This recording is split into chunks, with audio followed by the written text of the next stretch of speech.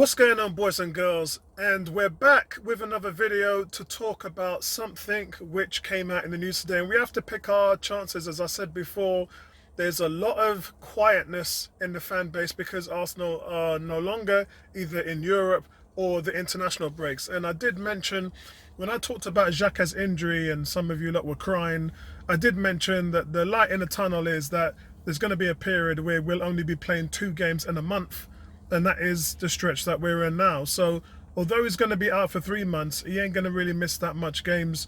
So for some of you fans who are big time Xhaka fans,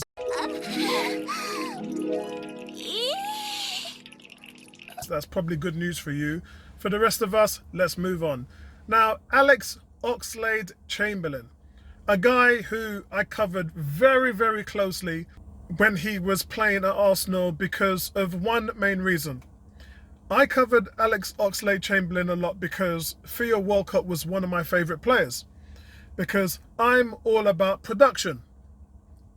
And I loved when we talked about both players and had that discussion, because it really identified some of what you guys talk about on our streams and in the forums.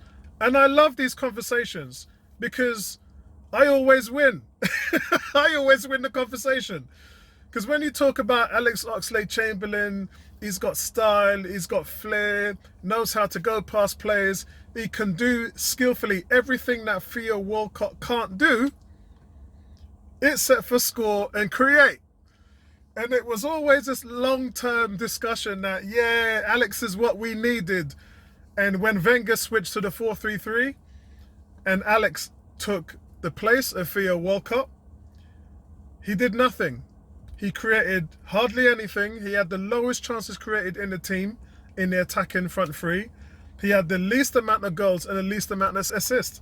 In fact, in the 6 years that Alex Oxlade-Chamberlain played for Arsenal, he only scored, wait for it, drum roll, 9 goals. This player in 6 years never even hit double digits as a total. Within that time space, by the way, we all know Walcott scored 108 goals, but within that time space that Alex Oxlade-Chamberlain was playing for Arsenal and scored 9 goals, Walcott scored 68. Not only did Walcott have 68 goals in that time span, but he also had 34 assists. So he had an all-round game for someone who was an attacking winger. Now, I know that the formation is different, and the reason why Giroud and Walcott didn't play a part in the team under Wenger in his tail-end seasons was because they did change that formation from a 4-3-3. And it was almost like that type of purely attacking winger wasn't needed. It was a wing-back that was needed.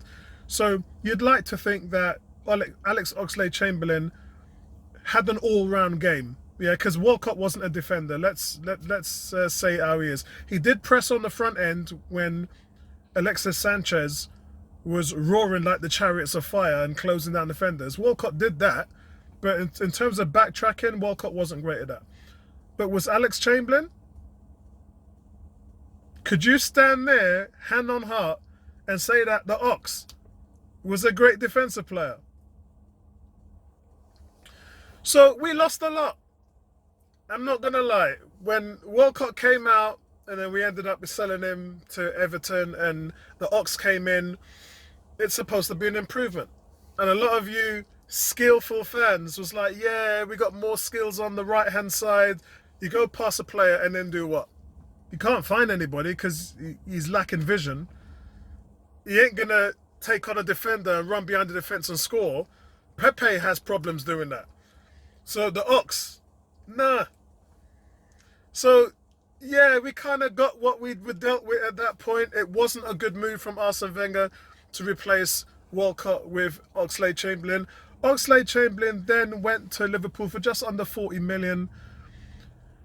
He's had just about the same, well, not so much the same career as he did with Arsenal, because he's still not productive as a Liverpool player. They tried him in the middle, kind of really didn't work out there, although they kept saying it's his favourite position. I don't even know why you're looking at someone like him in the middle, because you've got Maitland-Niles.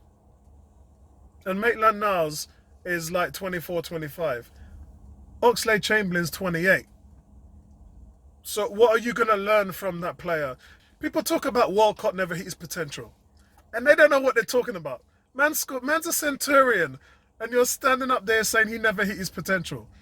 Walcott scored 100 goals. Walcott's in that Robert Perez league in terms of production for Arsenal.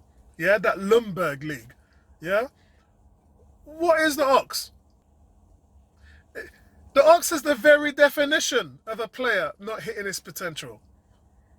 And man's turning over to Walcott, who's just banging goals in creating and doing all that stuff. Game in, game out, season in, season out. And saying that he never hit his potential. I love these conversations. I absolutely love them. Because all them Oxlade-Chamberlain fanboys have got nothing to stand on. You've got nothing to stand on. There's nothing in the corner that tells you that this guy made it at Arsenal or even made it at Liverpool. He's had a lot of injuries, I know, at Liverpool. Walcott had a lot of injuries at Arsenal. Remember, he had all those injuries, and he had his shoulder stapled twice in each arm, and he had long-term injuries. Remember when we beat Spurs 2-0 and they carted him off and he was gone for 9 months? Walcott had bare injuries, yet still hit 100 goals. Still a centurion. Yeah? Man's got his name engraved in Arsenal history. Theo is the 14th highest scorer in Arsenal history. The question here is, guys, do you want Chamberlain back? Is there room for Alex Oxlade-Chamberlain? I have to say, hell no. You don't need him, because he isn't offering you anything. He cannot offer you anything. Arsenal did well selling him for just under 40 million. That's good business. It won't be. Good business. 2 players. Nearly 80 million value for both of those players. And Arsenal were allowed to move on. But those are the days when we brought players up from the academy, or in terms of the Ox, he came through Southampton's academy, and you developed them to the point where you were able to sell them. Could you imagine if we had done that with a Niles and Nketiah and a Willock? A Willock, 25 million. Yeah, you can't really say that that's value for money. Willock was worth way more than 25 million. That Willock was a steal for Newcastle. So yeah, I'm not happy with that one. I'm not taking that one. People talking about they won't take Aaron Ramsey, but they'll take Chamberlain. I tell you what though, Aaron Ramsey, Oxlade-Chamberlain, I know that there's a team that you can go to right now, the richest team in football, Newcastle United. I'm sure they're going to be looking at players in the new year. You can take a Ramsey, you can take an Oxlade-Chamberlain, you can take all them old digger players and try and make a run of it.